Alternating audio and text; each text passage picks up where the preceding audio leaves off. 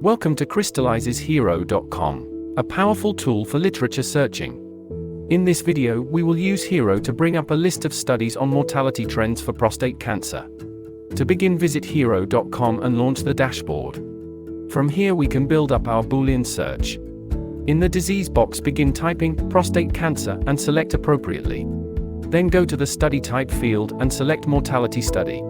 In order to focus on cohort studies, we want to exclude RCT studies. To do this, we select the green plus icon to give us a field with a Boolean operator.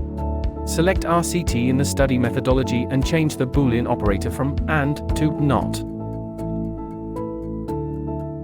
Now the search has been built, we select I'm not a robot and begin the search. This will bring up a list of relevant studies. You can then select the ones you are interested in by clicking the box to the left of the title.